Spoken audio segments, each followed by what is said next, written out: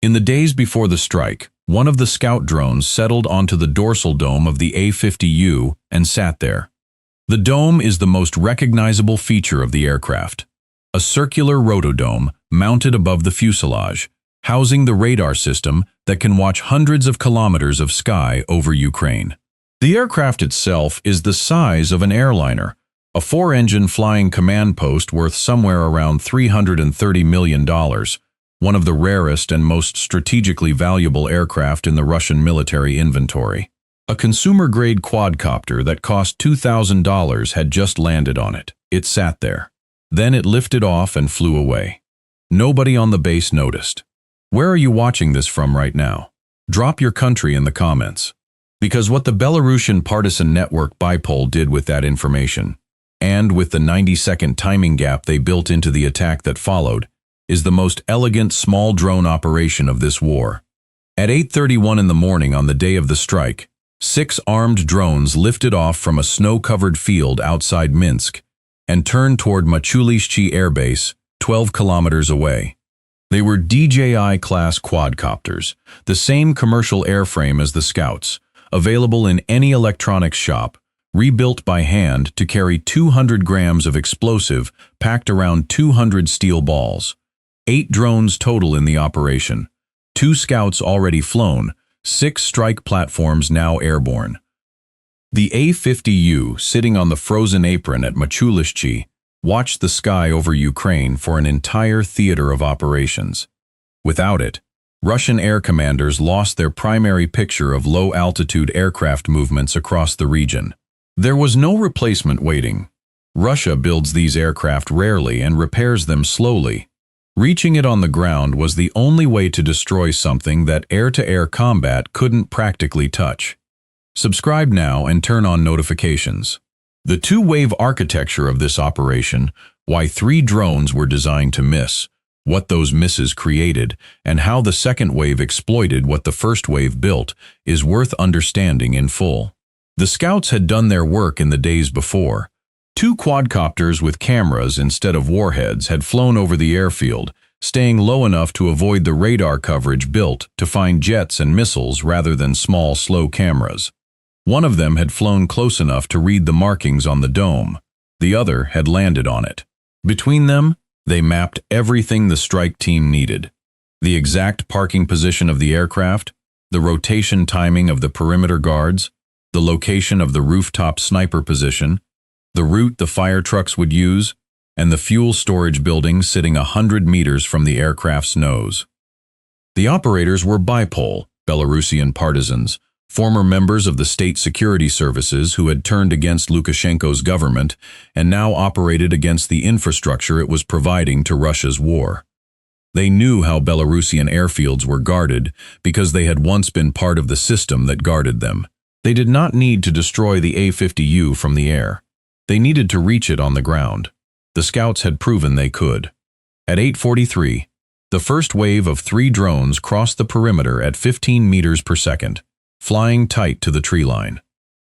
The wide area surveillance network monitoring the base saw them on radar and did nothing. Drones moving at 15 meters per second, at low altitude, with small radar cross-sections, produced returns that were almost indistinguishable from ground clutter. The system had been calibrated to detect meaningful threats: fast aircraft, incoming missiles, formations of UAVs at altitude. Small commercial quadcopters skimming the tree line generated the kind of signal the algorithm was designed to suppress. The surveillance network was, in effect, erasing the incoming attack from its own picture. No alarm. 900 meters of open ground remaining between the first wave and the aircraft. A Tor M2 battery caught them at 2 kilometers and began building a firing solution. The Tor is a serious weapon, a tracked launcher capable of engaging low-flying targets at ranges up to 15 kilometers, 4 missiles ready, fast engagement cycle. Against a conventional threat at 2 kilometers, it would have had plenty of time to fire, track, and kill. The drones were flying at 15 meters per second, and the Tor's missiles have a minimum arming range of 1 kilometer. Inside that distance, the interceptors cannot complete their arming sequence in time to function. At 15 meters per second, The final kilometer takes 67 seconds to cross. The Tor needed almost all of that time to complete its firing solution. The crew watched the solution and the range counter running simultaneously toward the same number. The solution finished just as the drones crossed inside the floor. The missiles stayed on the rails. The Tor handed the problem to the electronic warfare team. A Groza counter-drone jammer turned toward the incoming contacts and began its engagement cycle. The system is capable of overpowering a drone's command and video links from over a kilometer of range. On paper, it wins this engagement cleanly. In the available time, it had one problem. Its full cycle from target acquisition to effective jamming takes between 30 seconds and 2 minutes. The drones were spending 67 seconds inside the kilometer. The jammer reached them near the end of that window. 2 of the 3 video feeds broke into static. The operators had their drones drifting slightly off course with no visual reference. They corrected from memory. The last heading they knew, the last reference they had seen. The correction wasn't precise enough.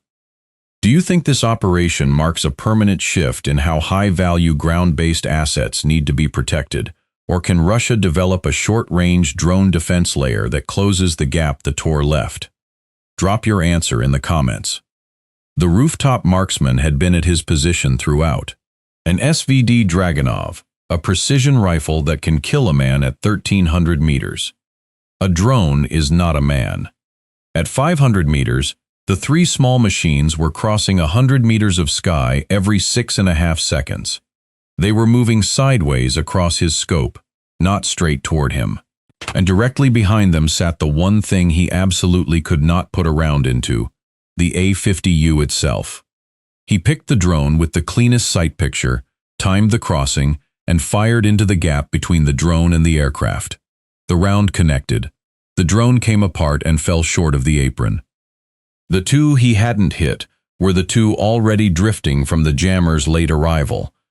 They flew past the nose of the A-50U and struck the fuel storage building 100 meters beyond it, one after the other. For a single moment, the attack appeared to have failed. 1 drone shot down. 2 more detonated against a maintenance shed, the aircraft untouched. Then the fuel shed went up. Orange fire climbed off the building and a wall of black smoke rolled flat across the apron through the cold morning air. Every alarm on the base triggered simultaneously. Fire trucks tore out of their bays and drove straight across the open ground in front of the aircraft, heading for the burning building. Personnel on the apron ran toward the flames. The rooftop marksman's scope filled with smoke and turned gray. The 2 drones that had missed the aircraft had not failed. They had blinded the base and pulled every responding asset toward the wrong location. The first wave had done its real job. 90 seconds behind the first wave, already inside 1,200 meters of the perimeter, the second wave was crossing the fence. That 90-second gap was the architectural center of the entire operation. The partisans had calculated it carefully. Too short, and the fuel fire wouldn't be burning yet when the second wave arrived. Too long, and the defenders might recover their orientation and their view. 90 seconds placed the second wave at the perimeter exactly when the fire crews were crossing the apron. The smoke was at its thickest, and the sniper's scope was effectively useless. The 3 drones of the second wave came in on 3 separate approach headings. The operators had named them Alpha, Bravo, and Charlie. Alpha was targeted at the dome, Bravo at the cockpit and the mission system electronics behind it, Charlie at the inboard engine and the wing root. The Tor tried again. The same problem as the first wave, made worse. The first wave had been 3 drones on roughly the same line of approach, giving the fire control radar a relatively simple tracking geometry.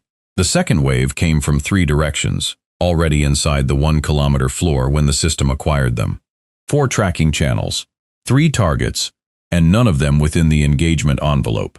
The Tor stayed silent. The jammer tried again. A cycle that requires 30 seconds to 2 minutes of stable tracking could not chase 3 drones on 3 separate headings in the seconds available. 1 video feed flickered. All 3 drones continued on the routes that had been loaded into their navigation systems before launch. The control link had become optional. The targets were already memorized. The perimeter guards saw the second wave at 200 meters, 13 seconds of flight time from the aircraft. They raised their weapons.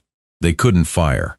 Between them and the drones stood the burning fuel building, the rescue crews still crossing the open ground, the other personnel on the apron, and the aircraft itself. Every direction was occupied by something that must not be hit.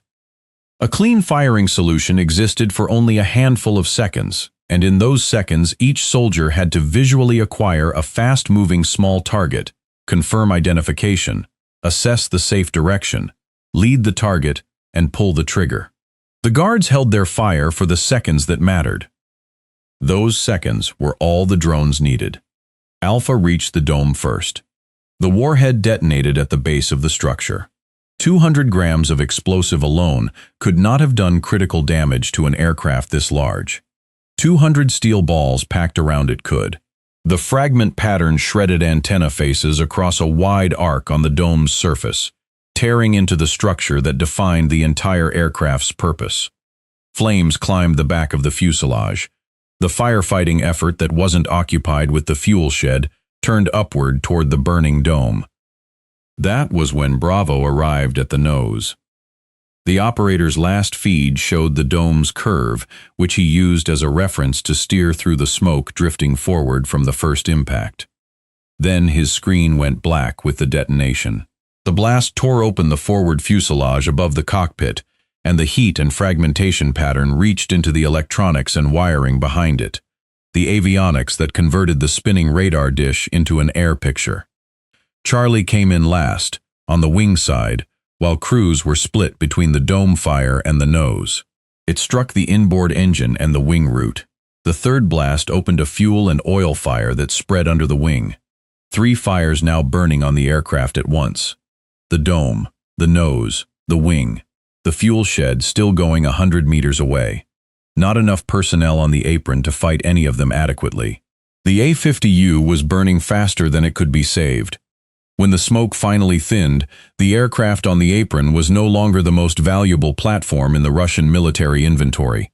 The dome was scorched black and structurally torn. The forward fuselage was breached. One wing was blackened above where the engine had burned. A machine that had watched hundreds of kilometers of Ukrainian sky had been destroyed on the ground by drones that cost somewhere around $15,000 in total. 330 million against 15,000, a ratio of more than 20,000 to 1. And the gap was 12 kilometers from the center of Minsk, with the full air defense capability of the Belarusian base standing within line of sight of the target. The defenders were not incompetent. They shot 1 drone out of the air. They watched 2 more burn against a shed. It wasn't enough, because each system protecting the aircraft had been built and calibrated for a threat that wasn't what arrived. The wide-area surveillance radar was tuned to find fast aircraft and cruise missiles, so it filtered out slow drones. The Tor was built for targets beyond a kilometer, and the drones crossed inside that range. The jammer was built for a fight that lasted longer than 67 seconds. The sniper's rifle was built for men, not for small machines crossing sideways with an irreplaceable aircraft behind them. Every layer worked exactly as designed. The design was the flaw. The A-50U that had told Russia where every threat in the Ukrainian sky was hiding never detected the threat crossing its own airfield fence. Somewhere outside another base, another drone is already in the air. Subscribe and turn on notifications. The Bipol network demonstrated something about ground-based asset defense that has not been answered. The scout that landed on the dome proved that approach was possible before the strike teams committed.